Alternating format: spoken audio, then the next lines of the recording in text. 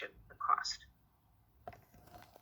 Skin lightening agents that are prescriptions include hydroquinone, which we know is the gold standard. Topical retinoids have shown to decrease post-inflammatory hyperpigmentation in patients who have acne, as well as azelaic acid. Hydroquinone, the gold standard, can be used as monotherapy, but most of us use it in combination with tretinoin and a topical steroid. We refer to this as TCC, or the triple combination cream. It has been shown in multiple studies to be effective and safe in skin of color in patients who have hyperpigmentation. But we do know with hydroquinone there can be adverse events. There's irritant and allergic contact dermatitis, exogenous ochronosis. So there have been other agents used to treat hyperpigmentations that are non-hydroquinone. So cosmeceuticals are a large and growing market, most sought after beauty treatments in the world. And we do know that cosmeceuticals is like a hybrid between a cosmetic and a pharmaceutical. Most of these cosmeceuticals are used in combination, and we think of it as a multimodal treatment approach. So there's many, many different agents to choose from. But again, we use all of these agents in combination to achieve results. This is a paper that was published that looked at a combination of these cosmeceuticals for the treatment of melasma and post-inflammatory hyperpigmentation. And as you can see, the improvement of the hyperpigmentation in both patients. This is another multimodal combination product that contains multiple cosmeceutical agents, tranexamic acid, kojic acid, niacinamide. And these patients use this serum twice a day for 12 weeks, along with SPF of 70. And as you can see from the photos, there's definite improvement in the hyperpigmentation, as well as the skin texture. And these patients had results from baseline by week 12. Cysteamine. Cysteamine is an aminothiol that is endogenously derived from the degradation of coenzyme 8. It's a naturally present in the human body. The exact mechanism of how it works is incompletely understood. But at low concentration, it facilitates the intracellular synthesis of glutathione. It also acts as a direct scavenger of hydroxy radicals. Two recent studies demonstrated that cysteamine 5% cream produced statistically significant decrease in MASI scores and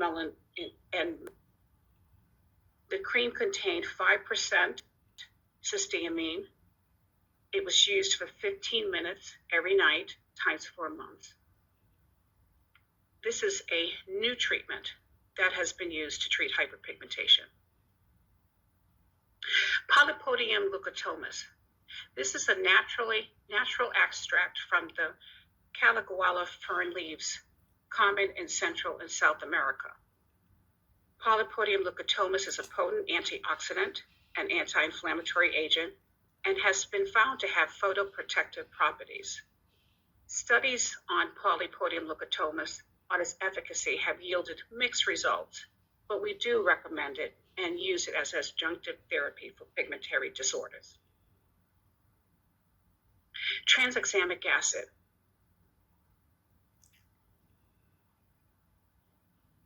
TA, most for the treatment of melasma.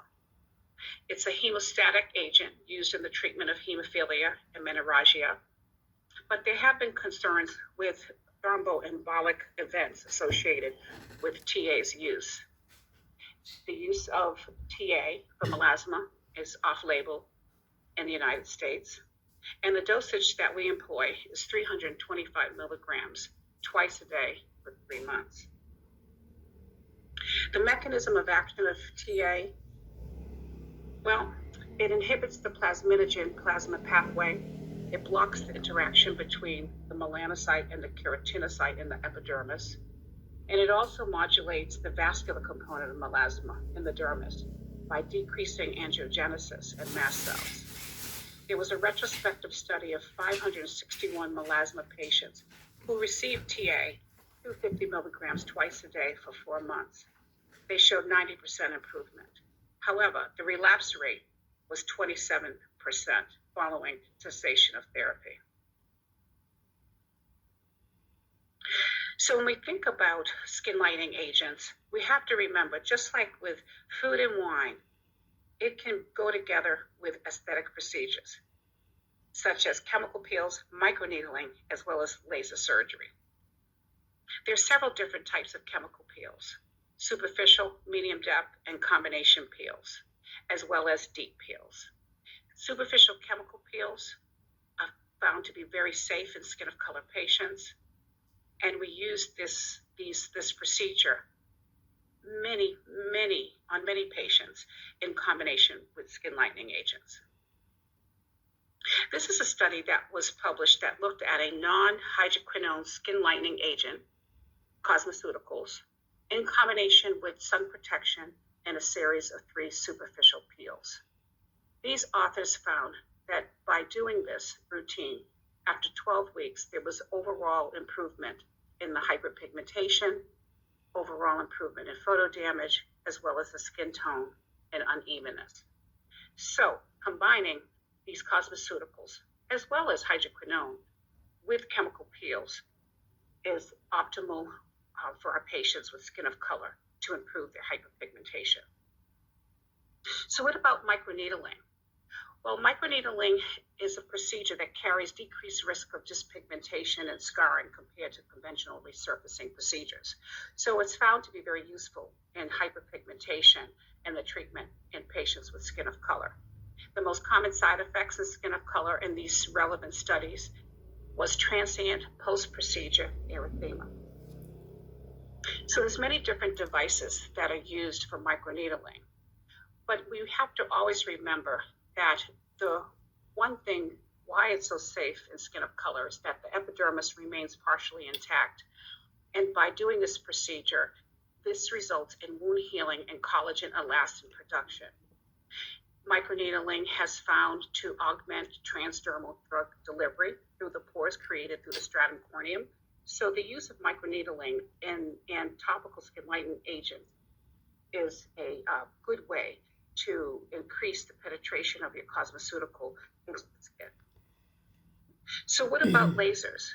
Well, there's a 650 microsecond pulse duration neodymium YAG laser that is actually indicated for multiple uses, but can also be used in patients with hyperpigmentation. This laser has a low risk of pigmentary changes in the skin of color patients and is combined with laser surgery. You can use topical skin lightening agents in a great regimen to improve outcomes in patients with darker skin. These are some illustrations of using this laser in conjunction with topicals in patients with acne, pseudofolliculitis barbae, as well as PIH that's induced by lasers. Fractional lasers produce microscopic heat columns in areas of thermal damage in the skin called microscopic thermal zones. These zones are separated by areas of normal skin that serve as a reservoir for tissue regeneration and remodeling. But it's important to know when you use these non-ablative fractional lasers in patients with darker skin, there's a risk of PIH, and it's very common. The literature has reported anywhere between 0 and 31%. And then if you think about comparing laser with topical therapy, this is an interesting article. It was a split phase study comparing 1550 nanometer non-ablative laser with the triple combination cream. The results demonstrated a worsening of the hyperpigmentation in 31% of the patients on the laser side. And the patient satisfaction, it was lower on the laser side, and they preferred the topical triple combination cream. So you always have to remember with all these procedures, they must be used in caution in patients with skin of color. So, hydroquinone is the gold standard for skin lightening and is often used as the first-line therapy for melasma and PIH. Photoprotection is an essential component therapy for disorders of hyperpigmentation.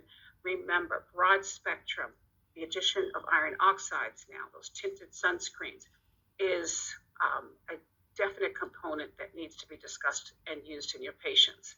Skin lightening is not designed to bleach skin, but to correct areas of hyperpigmentation and to maintain an even skin complexion.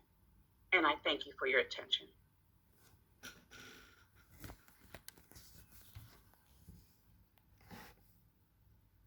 Is by Dr. Susan Taylor on chemical peels and skin of color. Hello, I'm Dr. Susan Taylor, Associate Professor of Dermatology at the Perelman School of Medicine at the University of Pennsylvania. It's my pleasure to discuss with you today, reflects my personal opinion and not those of the American Academy of Dermatology or Association, of which I am Vice President. So what are the indications for chemical peels for our skin of color patients? Well, they include photoaging, as well as rhytids, of course, lentiginase, and melasma, post-inflammatory hyperpigmentation, scars, and acne. Now, patient awareness of chemical peels as a therapeutic modality is quite high. However, there are misconceptions. And one of the primary misconceptions is that only one chemical peeling procedure is required to rectify the patient's problem. It is, however, important to explain that the results are cumulative, and particularly for superficial peels, more than one treatment is required, and usually it consists of a series of 3 to 6 chemical peels. Patients are often unaware of potential adverse events, particularly the skin of color population, and we will discuss hypo and hyperpigmentation as an AE to chemical peeling agents. Patients are also unaware of the costs, and they often are under the misconception that chemical peels are covered by insurance, which is not the case in the United States. So here are some common conditions in which chemical peeling agents are effective. So they include post-inflammatory hyperpigmentation, usually secondary to acne, melasma, and then chronic UV-induced hyperpigmentation. However, I want to emphasize the fact that chemical peeling agents are just one element of a multi-targeted and multimodality approach to dyschromias and photoaging and acne. So at the foundation of that treatment is going to be photoprotection. Next, the next layer is going to include topical medications or cosmeceutical agents that are of either tyrosinase inhibitors or that block the transfer of melanosomes into the melanocyte. And then the next tier is exfoliation with our chemical peeling agents, or alternatively, microdermabrasion. So first, a little bit about photoprotection. So here's a very nice paper from Sarkar in India, in which she looked at the use of sunscreens for lentiginase and treatment of post-inflammatory hyperpigmentation. And there were 230 subjects who were required to be exposed to the sun for 2 to 4 hours a day between 12 noon and 3 p.m. All patients applied a sunscreen twice a day for 12 weeks. One group had an SPF 50 as well as UVA protection, and the other group had an SPF 19 sunscreen with equivalent UVA protection as the first group. What Sarkar found was that there was equivalent improvement in the density of the pigmented spots of the patients, as well as equivalent improvement in the radiance of the skin in both groups. So this really emphasizes the importance of a broad spectrum sunscreen and the fact that UVA protection is particularly important in this population. Here is another very good study that demonstrates the effect of visible light and really the value of having visible light blockers in the sunscreens for treatment of melasma. So in this particular study, there were 68 melasma patients who were enrolled, all of whom received an SPF 50 sunscreen, all of whom received 4% hydroquinone.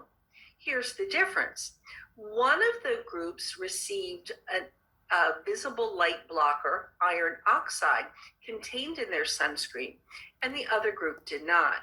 And what this group found was that after 8 weeks, the group that had UVA, UVB, and visible light protection with iron oxide had 77% improvement in their Massey score as compared to the group that did not include a UV blocker, who had 61% improvement in the Massey score. So the take-home message is that for our patients with pigmentary disorders, ultraviolet protection from UVA, UVB, and visible light is the critically important foundation of their treatment. Now, chemical peels have an important role. What are they? Well, chemical peels are topical resurfacing procedures with the application of chemical exfoliant agents. They produce variable depths of controlled skin injury and subsequent regrowth of the epidermis, dermis, or both. There are 3 depths for chemical peels: superficial, medium, and deep. We rely primarily on superficial chemical peels for our skin of color population. Patient education and selection are key. The first is to discuss with your patient his or her expectations. And that's where it's important for the patient to understand the value of multiple peels, a series of peels. It's also important to, from the very beginning, let the patient know that after their peel, there should be no manipulation or picking. And this is something you're going to reiterate throughout the entire process. It's also important to reiterate the importance of sun protection and sun avoidance post-chemical peel. As I said, superficial chemical peels are appropriate for our skin of color patients and heavily relied upon. I utilize the ability to test spot in an inconspicuous area. It could be in the posterior auricular area, the submental area, to see how the patient reacts to the particular chemical peeling agent. You cannot go wrong being very cautious and having some test sessions. I do explain to the patients that the peel intervals can vary from 2 to 4 weeks, and usually there's a series of 4 to 6 peels. Dermatologic history is critically important, where we would likely not select chemical peels as a therapeutic modality for patients with atopic dermatitis, those with rosacea, those with photosensitivity. It's also important to have a history of their topical medication use. Retinoids must be stopped prior to a peel. Exfoliants must be stopped prior to a peel, as well as waxing, for example. So what are the contraindications that you're going to review with your patients? Well, first, active bacterial or viral infection. And there is a role for the use of antiviral agents, valcyclovir, acyclovir, in patients with a history of HSV. The current use of topical retinoids or exfoliants or facial waxing are contraindicated, and I just tell the patient, well, you have used or you forgot to discontinue your retinoid or your retinol, so we're going to have you come back in about a week, and then we'll perform your peel. Any dermatologic conditions with an abnormal barrier, like we said, atopic dermatitis, We want to find out if the patient has a history of intolerance to chemical peeling agents. Often they've seen another dermatologist or a plastic surgeon. Salicylate allergy is a contraindication for salicylic acid peels, as well as pregnancy or breastfeeding. So here's a nice chart that identifies some of the more common superficial peels, medium depth peels, and deep peels. Medium depth peels and deep peels usually are not appropriate for our skin of color population. We find it very helpful and useful to utilize combination chemical peels. And the combination chemical peels allows us to combine lower concentrations of ingredients, and together they can be quite effective, but without the potential adverse events of a higher concentration of that particular ingredient. So let's start with superficial chemical peels. What do they do? Well, they penetrate the epidermis but preserve the basal layer. They are appropriate for skin types 1 through 6. A series of multiple peels is required. There is thinning of the stratum corneum and increased epidermal thickness. Alpha hydroxy acids, particularly glycolic acid peels derived from sugarcane in a 20 to 70% concentration, are very useful. They are safe, particularly at low concentrations. We start at 20%, and then we can titrate upward 30, 40, 50%. 70% is rather aggressive, so you don't want to jump to that immediately. Our glycolic acid peels induce epidermolysis. They help disperse the basal layer melanin. They increase dermal collagen synthesis. They are water soluble and they require neutralization with water or 10% sodium bicarbonate. Our endpoint is erythema, or after 5 minutes if no erythema is present. Now, you must note that erythema might progress quite quickly to frosting, which is protein coagulation, and associated scarring and post-inflammatory hyperpigmentation.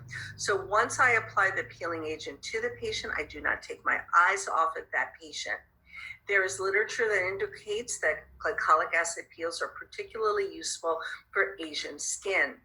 Beta hydroxy acid, specifically salicylic acid, in a 20 to 30% concentration derived from the willow tree bark, is also very helpful. It induces keratolysis by disrupting intracellular epithelioid lipid linkages. Because it's lipophilic, salicylic acid penetrates very well into comedones and is particularly effective in acne and post-inflammatory hyperpigmentation. Crystallization occurs upon ethanol evaporation, yielding a pseudofrost. Neutralization is not required as the crystals don't penetrate the skin.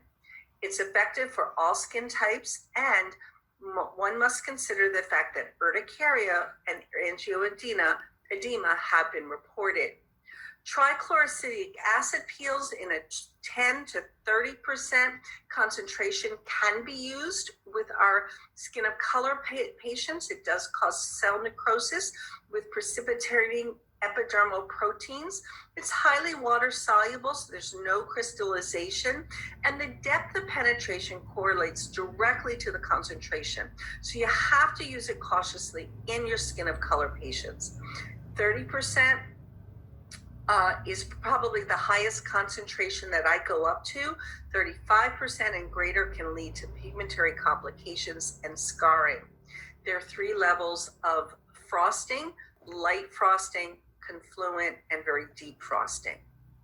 Jessner's peels can also be quite useful. They are a combination of 14% salicylic acid, 14% lactic acid, and 14% resorcinol. And there's a modified Jessner's solution. They're well tolerated in skin of color patients and offer the advantage of containing the phenolic skin lightening agent resorcinol. Vitalized peels are another peel that I use quite commonly: salicylic, resorcinol, lactic acid. And here's a before and an after from the package insert for a patient with acne and post-inflammatory hyperpigmentation. Our medium depth peels generally are not utilized for our skin of color patient. And here's a reason why. Here we see a picture courtesy of Dr. Valerie Callender of a patient with dramatic permanent post-inflammatory hypopigmentation from a TCA peel. Deep chemical peels likewise are not used for our skin of color populations. So for our chemical peels in our skin of color populations, we want to begin with superficial peels at the lowest concentrations. We want to rely on test sessions. We want to discontinue the procedure for any abnormal erythema or discomfort that we might observe. We want to discuss our expectations with our patients, and of course, photoprotection, photoprotection, photoprotection. Thank you very much. Thank you, Dr. Taylor. And lastly, my lecture is on the adverse